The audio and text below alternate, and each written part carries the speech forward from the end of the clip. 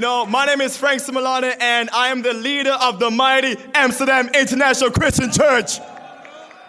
And my charge for you, brothers, this morning is the battle for purity. Brothers, I want to let you know something. Purity doesn't just happen. You got to fight for it. We live in a culture where impurity is normalized, is pushed on you, it is seen everywhere. And today, we're not going to talk about just porn and masturbation. We're going to talk about the impurity that's in your heart as well. Let's go to Mark chapter 7. Let's see Jesus tell us what impurity is. Mark 7 verse 20 says this. He went on, what comes out of a person is what defiles him. For it is from within, out of a person's heart, that evil thoughts come. Sexual immorality, theft, murder, adultery, greed, malice, deceit, lewdness, envy, slander, arrogance, and folly.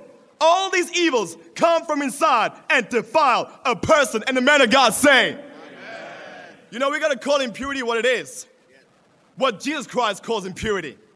The word defile in the Greek is koino. It means to become unclean, polluted, unholy. It means to take what is sacred and make it common. So when God makes you a pure, holy man and you live a life of impurity, you go from alpha to a beta male.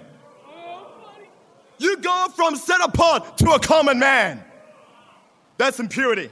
And I like that the first impurity that Christ mentions is sexual immorality.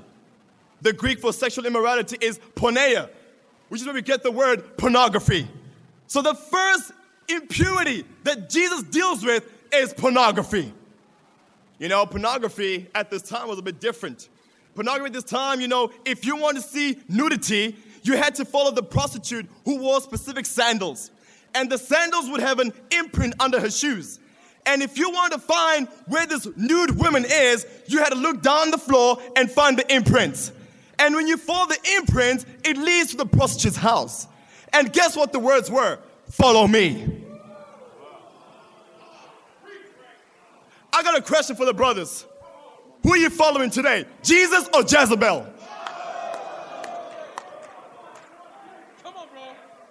We live in a culture, sadly, where brothers desire the forbidden fruit more than being fruitful. Where brothers are swiping right instead of doing right. Where brothers have more hours on Pornhub than Bible Hub. I got a question. How's your purity today? How's your purity today? And today, you may not follow the prostitute's house, but we go from clickbait to masturbate. That's what happens. The word masturbate, it originated in the 1816. And the word masturbate comes from the Latin word masturbationum. The word consists of 3 other mixtures of Latin words, which literally mean this: to use your hands to become confused, to make a mess, to dishonor yourself, and become more stupid.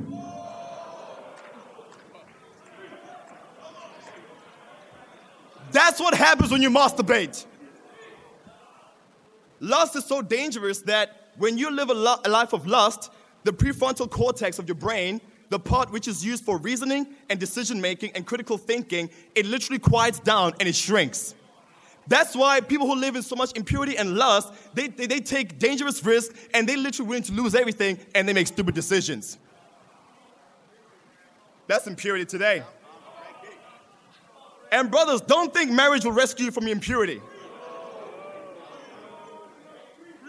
It's discovered that sadly, the subscribers on OnlyFans, most of the males, 87% of the male subscribers are married men on OnlyFans.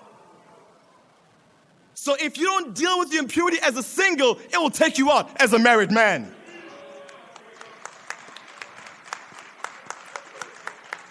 And if you don't think your impurity is serious, let me tell you something, brothers. You believe you are godlier than David, you are stronger than Samson, and you are wiser than Solomon.